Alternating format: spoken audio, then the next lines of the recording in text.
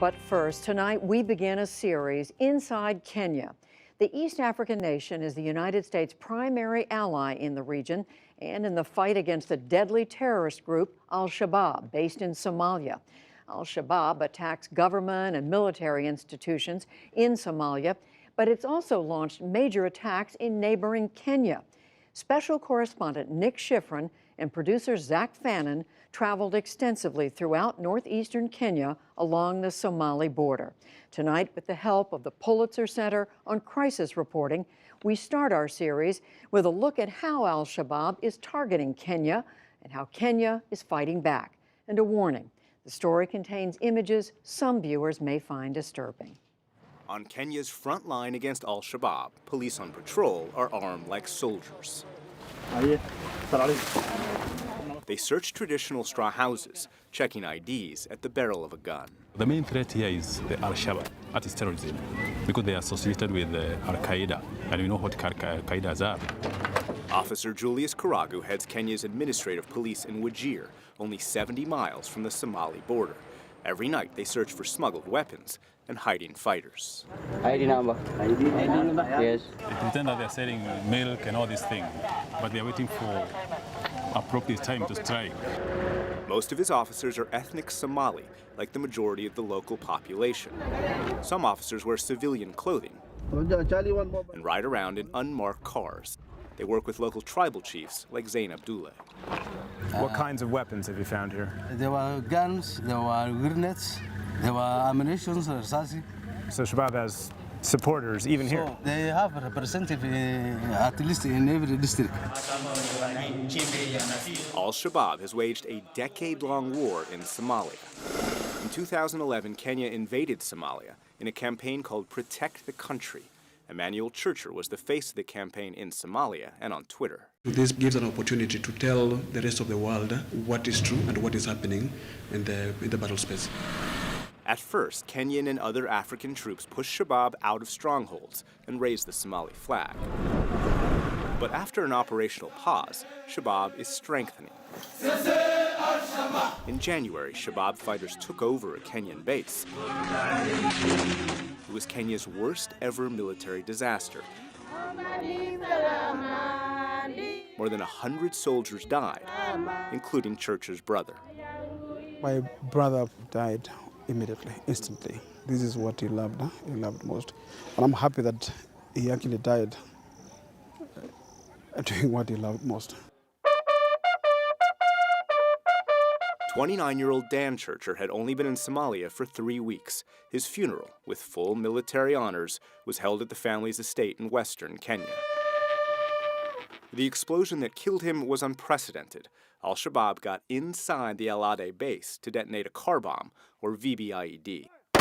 The penetration of that VBIED changed the game. What can you tell me about the Al-Ade attack? The attack was carried out by one of our brigades. They were trained commandos.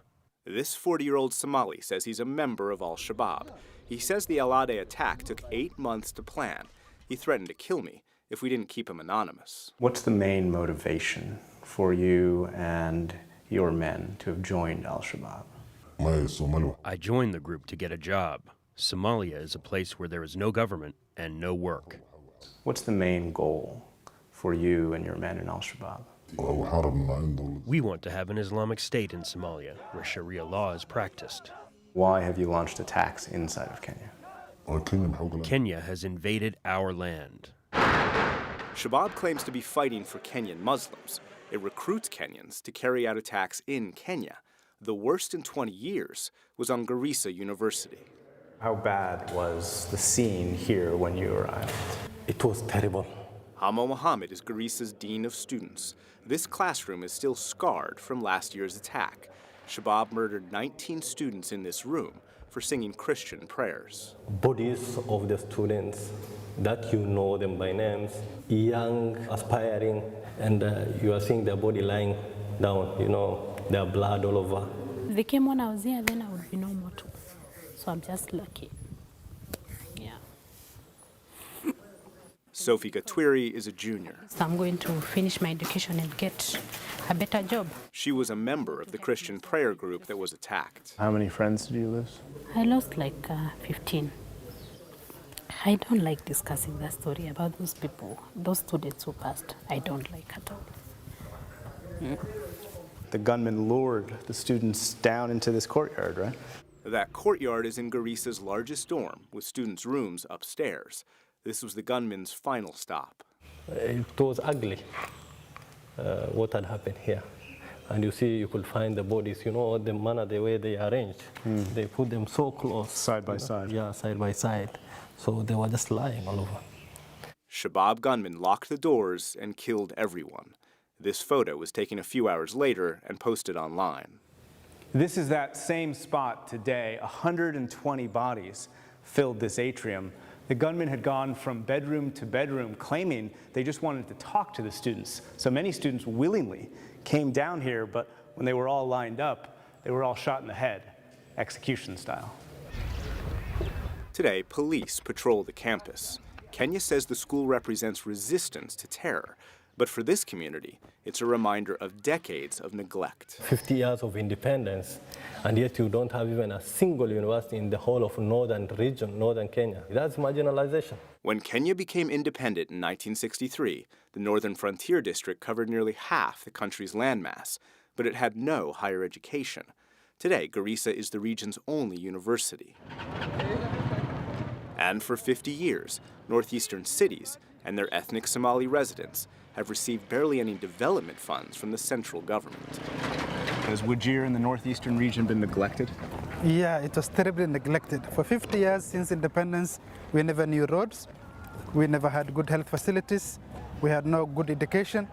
We are still drinking from dried up wells. Hashim El-Moji is a former police officer turned community organizer. Today, roads are being built and local governance established. But this is the first new road in Wajir in half a century. That neglect becomes toxic when combined with accusations that security services abuse ethnic Somalis. Were you proud of your son? I loved him so much. Ado Abdullahi's son was picked up by police and disappeared. And then Abdullahi got a call from a town 40 miles away. Local media covered how his son's body had been found in a river. Was your son's body tortured? He was strangled. He had marks on his genitals. He was tortured. He had marks. How shocked were you when you saw your son's body? I am a Muslim. I have faith in God. What a father could feel is what I felt. Can you point to where they hit you? They hit me here, all the way up, and also below here. Omar Bashir is 19 years old. He says security services stopped him on the street, took him away, and tortured him for 4 days. Do you feel pain? Yeah.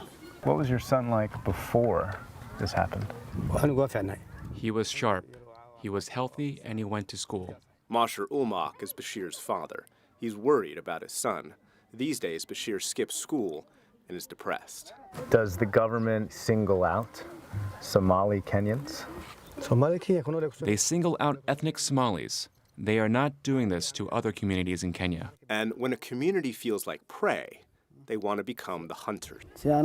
I know what I have gone through. I was innocent. I will treat people the same way I was treated. Because of the seething discontent, Kenyan ethnic Somalis are feeling that Kenya is not their home. So some are joining terrorist organizations in Somalia. The police deny wrongdoing. They say everything they do is to fight al-Shabaab. The people they may not like the operations, but we had to do them. Why did you have to do those operations? The operations, to wipe out the criminals. These are the al-Shabaab. The relationship between national security services and local ethnic Somalis has always been strained. Today, human rights activists say it's close to breaking. The war against terror is valid, it is legitimate. As Muslims and as ethnic Somalis, we support it overwhelmingly. That said, our government is using terror to suppress terror, and the people are more angry And that is why al-Shabaab is tapping into that anger to radicalize and use bitter young men against our security agents. Until Kenya stops breeding its own enemies, the country will remain divided, and al-Shabaab will continue to exploit those divisions to wage war. For the PBS NewsHour, I'm Nick Schifrin in Garissa, Kenya. Our reporting from Kenya continues on Saturday when the NewsHour Weekend looks at why young men join al-Shabaab and the efforts by some to get them out. Then on Monday, we examine the epidemic of corruption in Kenya and the people fighting back.